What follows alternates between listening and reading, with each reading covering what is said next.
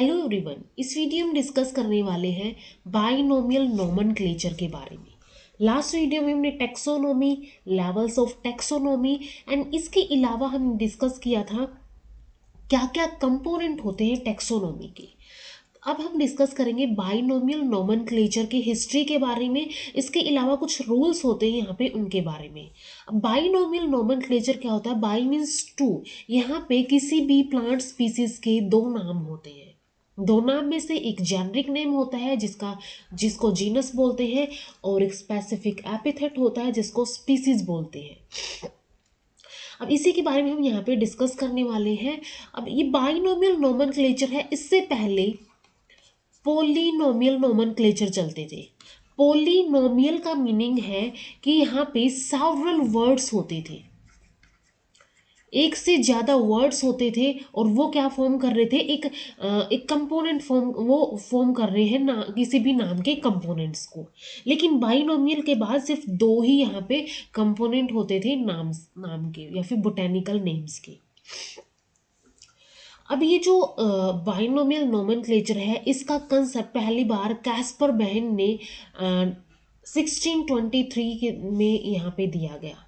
इसके तहत जीवित जीव के नाम के दो भाग होते हैं, जिसमें से पहला जीनस होता है और जिसको जेनरिक एपिथेट बोला जाता है, और दूसरा प्रजाति यानी कि स्पीसीज होता है जिसको विशिष्ट विशेषण यानी कि स्पेसिफिक एपिथेट बोला जाता है।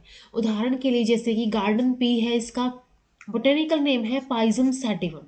पाइजम सैटिवम में पाइजम जीनस है, सैटिवम स्पीसीज होती है। तो ये जो है ये क्या शो कर रहे हैं, एक बाइनोमियल नोमेनक्लेचर को शो कर रहे हैं।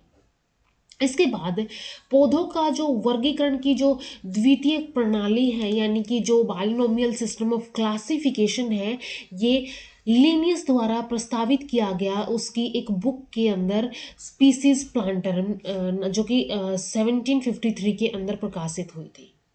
इससे पहले बहुपदों यानी कि पोलिनोमियल्स का यूज किया जाता था।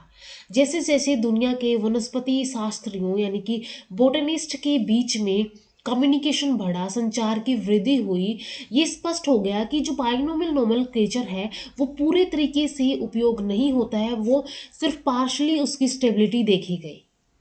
अब इसको और ज़्यादा स्टेबल बनाने के लिए इन नोमेनक्लेचर के लिए कुछ टाइप के, इनको नियंत्रित करने के लिए कुछ टाइप के नियम यहाँ पे बनाए गए। ठीक है, कुछ टाइप के रूल्स यहाँ पे बनाए गए जो कि इनको गवर्न कर सके इन बाइनोमियल नोमेनक्लेचर को। तो इन नोमेनक्लेचर के लिए, इनके रूल्स के लिए कुछ ड्राफ्ट तैयार किए गए। जो पहला ड्राफ्ट है वो फर्स्ट इंटरनेशनल बोटेनिकल कांग्रेस 1966 के अंदर, लंदन के अंदर जो आयोजित हुई थी, उसके अंदर रूल्स के लिए तैयार किया गया। ठीक है, एक ड्राफ्ट तैयार किया गया रूल्स के लिए, नोमेनक्लेचर के रूल्स के लिए। इसके बाद जो ICBN है यानी कि international code of botanical nomenclature है, रोस्टर कोड 1892 के अकॉर्डिंग इसमें क्या किया, पहली बार इसकी रिकमेंडेशन इसकी की गई, जिसमें एक निर्दिष्ट हर्बेरियम यानी कि एक हर्बेरियम स्पेसिमन के ऊपर आधारित होना चाहिए। यानी कि कोई भी हमें नई प्रजाति मिली है, कोई भी नई स्पीसीज मिली है, उसका नाम जो है एक हर्बेरियम स्पेसिमन के ऊपर यहाँ पे उस आधारित होना चाहिए, और इस हर्बेरियम स्पेसिमन को टाइप स्पेसिमन बोला जाता है। इस कांग्रेस ने नामकरण के नियमों का ड्राफ्ट तैयार करने के लिए एक महान फ्रांसीसी वनस्पति शास्त्री जिनका नाम है APD कैंडोले, इनको नियुक्त किया गया। और इन्होंने क्या किया, APD कैंडोले ने इन्होंने एक रिपोर्ट तैयार की गई, जो कि इन्होंने 1867 के अंदर पेरिस में जो अगली नेक्स्ट कांग्रेस आयोजित की गई उसके अंदर यहाँ पे प्रेजेंट की गई, और इसको स्वीकार किया गया, और इसे पेरिस कोड या फिर कैंडोलियन कोड बोला जाता है।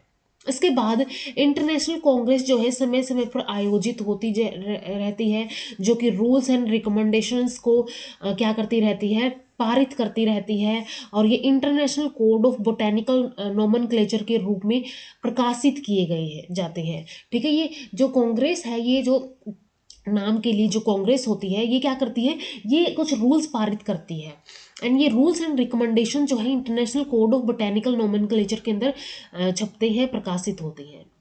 आईसीबीएन पौधों के वैज्ञानिक नामों यानी scientific name of the plant के गठन और उपयोग को नियंत्रित करता है। ठीक है, इसका काम है कि इनको नियंत्रित करने का, वैज्ञानिक साइंटिफिक नेम्स जो है प्लांट्स के या फिर बोटेनिकल नेम्स जो है प्लांट के, उनको।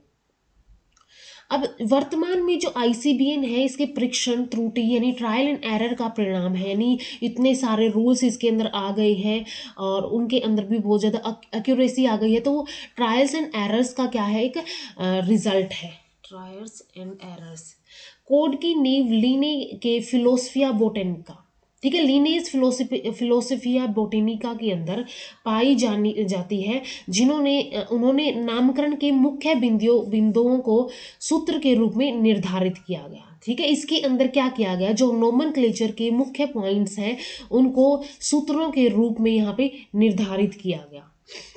तो ये सूत्र क्या हो सकते हैं, रूल्स कौन कौन से हैं। सबसे फर्स्ट रूल आता है 249। इसके अंदर बताया गया कि जो 1.5 फुट लंबे सामान्य नाम, कठिन उच्चारण या फिर प्रतिकूल नाम, difficult pronunciation and repulsive names जो है, इन नामों से बचना चाहिए। ठीक है, 249 के अंदर ये बताया गया। नेक्स्ट रूल आता है 257। इसके अंदर बताया गया कि विशिष्ट नाम को एक पौधे और उसके सभी रिश्तेदारों यानी कि उसके जो रिलेटिव्स हैं उनसे अलग रखना चाहिए। रूल 260 के अंदर बताया गया कि आकार है, जो साइज है किसी भी स्पीसीज का, वो उसमें अंतर नहीं करता, यानी इसके बेस पे हम उसका नाम नहीं दे सकते हैं। रूल 264 के अंदर बताया गया कि जो पौधे का मूल स्थान है, ओरिजिनल प्लेस है, वो मतभेद निर्दिष्ट नहीं करता है किसी टाइप का। यहाँ पे जो उसका ओरिजिनल प्लेस है वो कोई भी यहाँ पे इसके अंदर डिस्टिंग्विश कोज नहीं करेगा। रूल 266 के अकॉर्डिंग बताया गया कि एक विशिष्ट अंतर के रूप में रंग अच्छा नहीं है, यानी कि हम ऐसा नहीं बोल सकते कि रंग के आधार पर हमने कोई नाम दे दिया है, तो ये एक ऐसा डिस्टिंग्विश कैरेक्टर नहीं होता है नोमेनक्लेचर के लिए।